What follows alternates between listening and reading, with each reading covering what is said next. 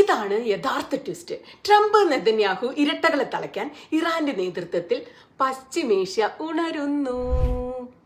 Iran പരമാധികാരി Ayatollah ഖമേനിയാണ് Gulf മേഖലയിലെ പുതിയ Hitler. ഇത് പറഞ്ഞത് നെതന്യാഹുവോ ട്രംപോ ഞാനോ അല്ല, സൗദി കിരീടാവകാശി മുഹമ്മദ് ബിൻ സൽമാനാണ്. 8 വർഷങ്ങൾക്ക് മുൻപായിരുന്നു ഇത്. എന്നാൽ 3 മാസങ്ങൾക്ക് മുമ്പ് ഇതേ ആഴ്ച Mohammed bin Salman Iran president Masoud പെഷസ്കിനെ ഫോണിൽ വിളിച്ചു.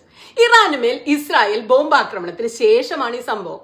ശക്തമായ ഭാഷയിലാണ് സൗദി രാജകുമാരൻ ഇസ്രായേൽ ആക്രമണത്തെ അപലപിച്ചത്. അമേരിക്കൻ സഖ്യകക്ഷിയായ ബ്രിട്ടീഷ് പ്രധാനമന്ത്രിയെ ഫോണിൽ വിളിച്ച് തന്റെ പ്രതിഷേധവും അറിയിച്ചു. ആരാണ് മിഡിൽ ഈസ്റ്റിന്റെ യഥാർത്ഥ നേതാവ്? സുന്നി അറബ് സൗദിയാണോ, ഷിയ പേർഷ്യൻ ഇറാനാണോ എന്ന മൂപ്പിളമ തർക്കത്തിന് അങ്ങനെ ഒരു വിരാമമായി. ഇറാനെ ഭയന്ന് അമേരിക്കയോടും അതുവഴി ഇസ്രായേലിനോടും കൂട്ടുകച്ചവടം നടത്തി തുടങ്ങിയിരുന്ന ഗൾഫ് മോഹങ്ങൾക്ക് ഒരു ചെക്കായിരുന്നു അമേരിക്കൻ പിന്തുണയോടെ ഇറാന് മേൽ നടന്ന ഈ ആക്രമണം. ഈ മുറിവിലേക്ക് ഉപ്പ് തേച്ച് കൂടുതൽ നോവിക്കുന്നതായിരുന്നു കഴിഞ്ഞ ദിവസം ഖത്തറിലെ ജനവാസ കേന്ദ്രങ്ങൾ ലക്ഷ്യമാക്കി അമേരിക്കൻ പിന്തുണയോടെ ഇസ്രായേൽ നടത്തിയ ആക്രമണം. ഇറാനോട് സൗഹൃദം പുലർത്തിയതിന് ഖത്തറിനെ ഒരിക്കൽ ഉപരോധിച്ച സൗദി, UAEയും ബഹ്റൈനും എല്ലാം ഒറ്റക്കെട്ടായിട്ടാണ് ഖത്തറിനോടൊപ്പം നിന്നത്. വേണമെങ്കിൽ സൈനിക പിന്തുണ വരെ വാഗ്ദാനം ചെയ്യുകയും ചെയ്തു ഈ രാജ്യങ്ങൾ.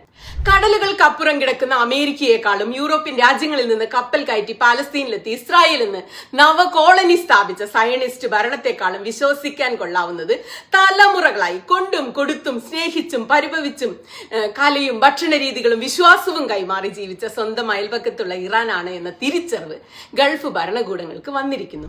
നെതന്യാഹുവിനെയും ട്രംപിനെയും യുദ്ധവെറിയുടെ ഒരു ഗുണം അകന്നു നിന്ന സഹോദരങ്ങൾ ഒരുമിച്ച് വരുന്നു എന്നതാണ്. ഖത്തറിലെ അമേരിക്കയുടെ അൽ ഉദൈദ് എയർബേസിൽ ഇറാൻ നടത്തിയ മിസൈൽ ആക്രമണം വളരെ പ്രതീകാത്മകമായിരുന്നു. ജൂൺ 23 വിക്ഷേപിച്ച മിസൈലുകളുടെ എണ്ണം അമേരിക്ക ഇറാൻ ആണവ കേന്ദ്രങ്ങളിൽ വർഷിച്ച ബോംബുകളുടെ എണ്ണത്തിന് തുല്യമായിരുന്നു. അതും നേരത്തെ ആക്രമണ വിവരം ഇറാൻ അറിയിക്കുകയും ചെയ്തു. ആർക്കും ജീവഹാനി ഉണ്ടായില്ല. അമേരിക്കയ്ക്ക് ഒരു സന്ദേശം കൊടുക്കുക, ഒരു സിംബോളിക് ആയിട്ടുള്ള ഒരു ദൗത്യം നിർവഹിച്ച് ഇറാൻ പിന്മാറുകയാണ് ചെയ്തത്. എന്നാൽ ഖത്തറിലെ ഇസ്രായേൽ ആക്രമണം കടുത്ത ചതിയായിരുന്നു. കാരണം അമേരിക്കയും ഇസ്രായേലും നടത്തിയ ഒരു ചതി. ഈ ചതി പശ്ചിമേഷ്യ മാത്രമല്ല, ലോകക്രമം തന്നെ മാറ്റും. ഇറാന്റെ ചെറുത്തുനിൽപ്പ്, പോരാട്ടം നീതിയുക്തമാണെന്ന് ലോകം പറഞ്ഞു തുടങ്ങിയിരിക്കുകയാണ്. ഇതിനുശേഷം ഇറാന്റെ ഈ പുതിയ മുഖത്തിന് 5 പ്രത്യേകതകളാണുള്ളത്. ഓരോന്നായി പറയാം. 1, അറബ് ഗൾഫ് രാജ്യങ്ങളുടെ പരമാധികാരത്തെയും ദേശീയ സുരക്ഷയെയും ആദ്യമായി ഇസ്രായേൽ ചോദ്യം ചെയ്തതിലൂടെ ഉണ്ടാകുന്ന നയതന്ത്ര തകർച്ചയാണ് ഒന്നാമത്തേത്. ഖത്തറിന് മേലുള്ള ഇസ്രായേൽ ആക്രമണത്തിന്റെ ഔദ്യോഗിക നാമം അറ്റ്സറത്ത് ഡെയ്ൻ എന്നായിരുന്നു. ഡേ ഓഫ് ജഡ്ജ്മെന്റ് അഥവാ ന്യായവിധി ദിനം എന്നാണ് ഇതിന്റെ അർത്ഥം. ക്രിസ്ത്യൻ വിശ്വാസപ്രകാരം ന്യായവിധി ദിനം എന്നാൽ യേശു ക്രിസ്തു ഭൂമിയിലേക്ക് ഇറങ്ങി ദുഷ്ടന്മാരെയും നീതിമാന്മാരെയും രണ്ടായി തിരിച്ച് ദുഷ്ടരെ നിത്യ അഗ്നിയിലേക്ക് തള്ളിയിടുകയും നീതിമാന്മാരെ സ്വർഗത്തിലേക്ക് എടുക്കുകയും ചെയ്യും. ആക്രമണത്തിന് ശേഷം നെതന്യാഹുവിന്റെ വാക്കുകൾ രൂക്ഷമായിരുന്നു.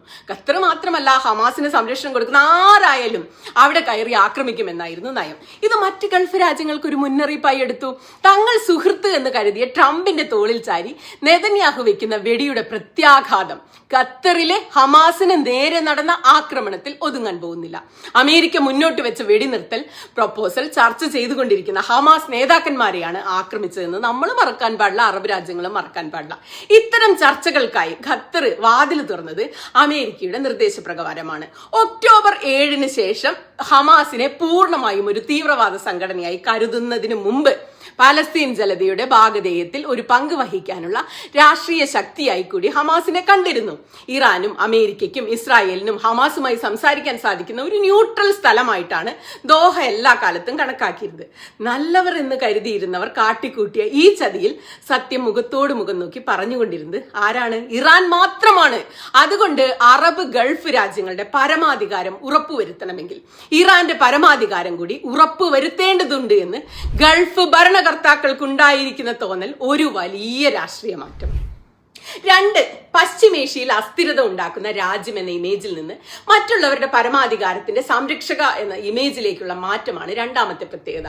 ഖത്തറിന് മേൽ നടന്ന ഇസ്രായേൽ ആക്രമണം പ്രയോജനപ്പെട്ടത് നെതന്യാഹുവിനല്ല, സത്യത്തിൽ ആർക്കാണ്? ഇറാനാണ്. അറബ് ലോകത്ത് നിരന്തരം കുഴപ്പങ്ങൾ ഉണ്ടാക്കുന്ന ശക്തി എന്ന നിലയിൽ നിന്നും തത്വദീക്ഷയും ധാർമ്മികതയുമുള്ള രാജ്യം എന്ന നിലയിലേക്കുള്ള തങ്ങളെക്കുറിച്ചുള്ള ഒരു ആഖ്യാനം മാറ്റിയെടുക്കാൻ അഭൂതപൂർവമായ അവസരമായി ഇത് ഇറാന് മാറുകയാണ്. അമേരിക്കയുടെ സുരക്ഷ സുരക്ഷാ ഉറപ്പുകളും ഖത്തറിനെ സംരക്ഷിക്കാനുള്ള അവരുടെ കഴിവില്ലായ്മയും തമ്മിലുള്ള വൈരുദ്ധ്യം ആദ്യം തുറന്നു കാട്ടിയത് ഇറാനിയൻ മാധ്യമങ്ങൾ തന്നെയാണ്. മിഡിൽ ഈസ്റ്റിലെ ഏറ്റവും വലിയ US സൈനിക താവളത്തിന് ആതിഥേയത്വം വഹിക്കുകയും അമേരിക്കയുമായി കോടിക്കണക്കിന് ഡോളറിന്റെ കരാറുകളിൽ ഏർപ്പെടുകയും ചെയ്തിട്ടും ഖത്തറിന് സ്വന്തം സുരക്ഷ ഉറപ്പാക്കാൻ കഴിഞ്ഞില്ല എന്നാണ് ഇറാൻ വാർത്താ ഏജൻസിയായ തസ്നിം വിശകലനം ചെയ്തത്. മറ്റ് ഗൾഫ് രാജ്യങ്ങളുടെ ആഭ്യന്തര കാര്യങ്ങളിൽ ഇടപെടാതിരിക്കുക, പ്രാദേശിക അഖണ്ഡതയെ മാനിക്കുക എന്നീ തത്വങ്ങൾ ഉയർത്തിപ്പിടിക്കുന്ന ഇറാന്റെ ഈ സന്ദേശം ഗൾഫ് മേഖലയിലൂടെ നീളം ശക്തമായി പ്രതിധ്വനിച്ചിരിക്കുകയാണ്.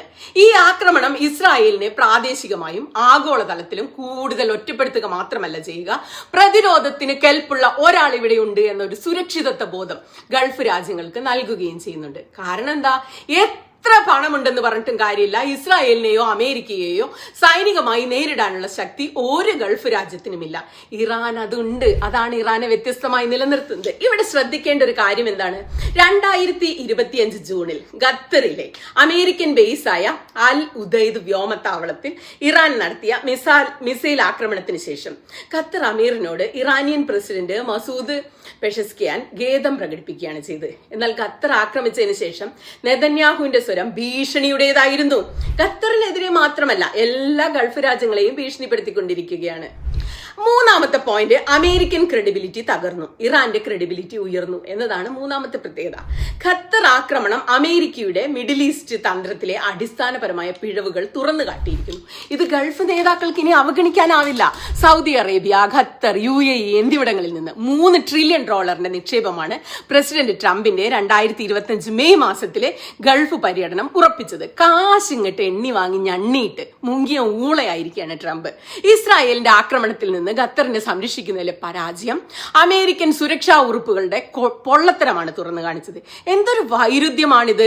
മിഡിൽ ഈസ്റ്റ് മേഖലയിലെ അമേരിക്കയുടെ പ്രധാന സൈനിക കമാൻഡ് ആസ്ഥാനം എവിടെയാണ്? ഖത്തറിലാണ്. എന്നിട്ടും ഇസ്രായേലി മിസൈലുകൾക്ക് അതിന്റെ തലസ്ഥാനത്ത് പതിക്കുന്നതിന് വെറും 10 മിനിറ്റ് മുമ്പ് മാത്രമാണ് അവർക്ക് മുന്നറിയിപ്പ് ലഭിച്ചത്. ഇറാനെതിരെയുള്ള അമേരിക്കയുടെ ഗൾഫ് മേഖലയിലെ സൈനിക സുരക്ഷാ താൽപര്യങ്ങൾ സംരക്ഷിക്കുന്നതിൽ സജീവമായ പങ്ക് വഹിച്ചുകൊണ്ടിരിക്കുന്ന സമയത്താണ് ഈ കൊടുംചതി. അതുകൊണ്ട് ഭാവിയിൽ ഇത്തരം ശ്രമങ്ങളുടെ പങ്കാളിയാകുന്നതിനെ കുറിച്ച് 2 വട്ടം ഗൾഫ് രാജ്യങ്ങൾ ചിന്തിക്കണം, 3 വട്ടം ചിന്തിക്കണം എന്നാണ് എന്റെ വ്യക്തിപരമായ അഭിപ്രായം. സജീവമായ സമാധാന ചർച്ചകൾക്കിടയിൽ നടന്ന ഈ ആക്രമണം അമേരിക്കയുടെ വിശ്വാസ്യതയ്ക്കാണ് വലിയ കോട്ടം തട്ടിച്ചത്. ഗൾഫ് രാജ്യങ്ങൾ പണ്ടേ പ്രാദേശിക സംഘർഷങ്ങളിൽ മധ്യസ്ഥരായി പ്രവർത്തിക്കാറുണ്ട്. ഖത്തറും ഹമാസും ഇസ്രായേലും തമ്മിലുള്ള ചർച്ചകൾക്ക്, താലിബാനും അമേരിക്കയും തമ്മിലുള്ള ചർച്ചകൾക്ക് ഒക്കെ സൗകര്യമൊരുക്കാറുണ്ട് ഇവർ. സൗദി അറേബ്യ സുഡാനിലും ഉക്രൈനിലും മധ്യസ്ഥത വഹിച്ചിട്ടുണ്ട്. അമേരിക്കൻ നിർദ്ദേശങ്ങൾ അവലോകനം ചെയ്യുന്നതിനിടെ മധ്യസ്ഥരെ തന്നെ ലക്ഷ്യമിട്ടത് തങ്ങൾക്ക് വേണ്ടി പ്രവർത്തിക്കുന്നവരുടെ സുരക്ഷ ഉറപ്പു നൽകാൻ വാഷിംഗ്ടണ് കഴിയില്ലെന്ന വ്യക്തമായ സന്ദേശമാണ് നൽകുന്നത്. 4ാമത്തെ പോയിന്റ്, പ്രത്യയശാസ്ത്രമോ മതമോ അല്ല, പ്രായോഗിക രാഷ്ട്രീയത്തിന്റെ മെച്ചം ഇറാൻ ഇപ്പോൾ കാണുന്നു എന്നതാണ് 4ാമത്തെ പ്രത്യേകത. പ്രധാനപ്പെട്ടതാണ് ഷിയ സുന്നി മതത്തർക്കം, ഇസ്രായേലിനും പാശ്ചാത്യ ശക്തികൾക്കും എതിരെയുള്ള പ്രത്യയശാസ്ത്ര നിലപാട് എന്നിവയിലൂന്നിയ നയതന്ത്ര രാഷ്ട്രീയത്തിന് പകരം ഇറാൻ ഇപ്പോൾ പ്രായോഗിക സഹകരണത്തിലൂടെ ഗൾഫ് രാജ്യങ്ങളുമായുള്ള ബന്ധം ഊഷ്മളമാക്കുന്ന പദ്ധതിയിലാണ്.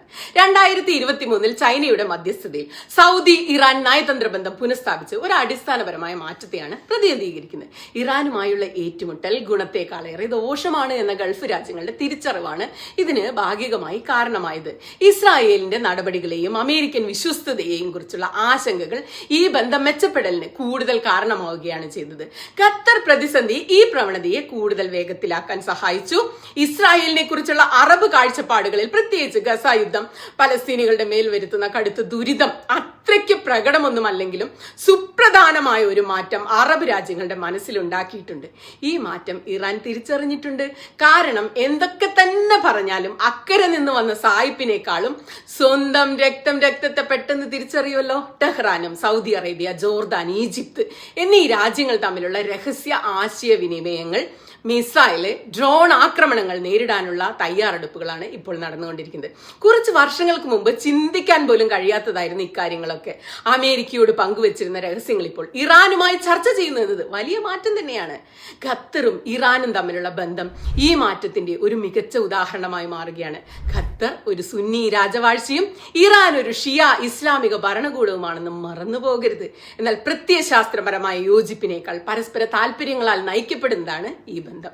ലോകത്തിലെ ഏറ്റവും വലിയ പ്രകൃതിവാതക എണ്ണപ്പാടത്തിന്റെ ഉടമസ്ഥാവകാശം ഇരു രാജ്യങ്ങളും പങ്കിടുന്നുണ്ട്. കൂടാതെ കടലിനടിയിലൂടെ ഇറാനെയും ഖത്തറിനെയും ബന്ധിപ്പിക്കുന്ന 190 കിലോമീറ്റർ ദൈർഘ്യമുള്ള ലോകത്തിലെ ഏറ്റവും വലിയ കടലിന് അടിയിലൂടെയാണ് തുരങ്കം വരുന്നത്. അന്താരാഷ്ട്ര ഉപരോധങ്ങളെ മറികടക്കാനുള്ള വിപുലമായ സാമ്പത്തിക സഹകരണവും അവർ വികസിപ്പിച്ചെടുത്തിട്ടുണ്ട്. ഖത്തറിന് മേലുള്ള ഇസ്രായേൽ ആക്രമണത്തിന്റെ ഔദ്യോഗിക നാമം അഡ്സറത്ത് ഡാഡിൻ എന്നായിരുന്നു. ഡേ ഓഫ് ജഡ്ജ്മെന്റ് അഥവാ ന്യായവിധി ദിനം എന്നാണ് ഇതിന്റെ അർത്ഥം.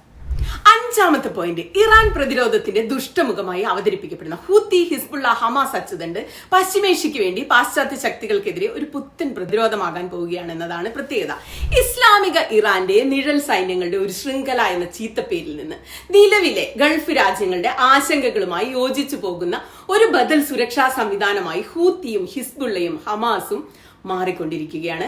ഗൾഫ് രാജഭരണകൂടങ്ങൾ പരമ്പരാഗതമായി ഈ സംഘങ്ങളെ വളരെ സംശയത്തോടെയാണ് വീക്ഷിച്ചിരുന്നെങ്കിലും സുരക്ഷാ ഉറപ്പുകൾ പാലിക്കുന്നതിൽ അമേരിക്ക പരാജയപ്പെട്ടപ്പോൾ ഇസ്രായേലിന്റെ ആക്രമണത്തിനെതിരെ ഈ ശൃംഖല എങ്ങനെ പ്രതിരോധം തീർക്കുമെന്ന് ഇപ്പോൾ ലോകം ഉറ്റുനോക്കിക്കൊണ്ടിരിക്കുകയാണ്. യമനിലെ ഹൂത്തികളുടെ ഉദയം ഇറാന്റെ തന്ത്രപരമായ വൈദഗ്ധ്യത്തിന്റെ ഒരു തെളിവാണ്. ബാബ് അൽ മൻഡാബ് എന്ന ബാബ് അൽ മന്ദബ് കടലിടുക്കിലുള്ള ഹൂത്തികളുടെ നിയന്ത്രണം ആഗോള വ്യാപാരത്തിലും പാശ്ചാത്യ സൈനിക നീക്കങ്ങളിലും അവർക്ക് വലിയ സ്വാധീനമാണ് നൽകിക്കൊണ്ടിരിക്കുന്നത്. ഇസ്രായേലുമായി ബന്ധമുള്ള കപ്പലുകളുടെ ഗതാഗതം അവർ വിജയകരമായി തടയുകയും ചെയ്യുന്നു. അത് ഇറാൻ നൽകുന്ന സൈനിക സാമ്പത്തിക ശക്തി കൊണ്ടാണ്. ഗൾഫ് രാജ്യങ്ങൾ പലപ്പോഴും മിണ്ടാതെ ഇരുന്നപ്പോൾ പാലസ്തീൻ അവകാശങ്ങളുടെ സംരക്ഷകൻ എന്ന നിലയുള്ള ഇറാന്റെ സ്ഥാനം ലോക മുസ്ലിം ജനതയ്ക്കിടയിൽ വലിയ സ്വീകാര്യതയാണ് ഇറാന് നേടിക്കൊടുത്തത്. പശ്ചിമേഷ്യ മാറുകയാണ് കൂട്ടുകാർ, മാറുകയാണ്. ഞാൻ വെറുതെ പറഞ്ഞല്ല, അതുകൊണ്ടല്ലേ ഞാൻ ഈ കണ്ണടയൊക്കെ എടുത്തു വെച്ച് വന്നത്. സൗദി കിരീടാവകാശി മുഹമ്മദ് ബിൻ സൽമാന്റെ വിഷൻ 2030 പദ്ധതിക്ക് ഇറാന്റെ വിദേശ നിക്ഷേപവും വിനോദസഞ്ചാരവും വേണം. ഇറാനുമായുള്ള ഏറ്റുമുട്ടൽ ബിസിനസിന് ദോഷകരമാണെന്ന് കണ്ട് 2022 തന്നെ UAE ഇറാൻ നയതന്ത്ര ബന്ധം ശക്തിപ്പെടുത്തി.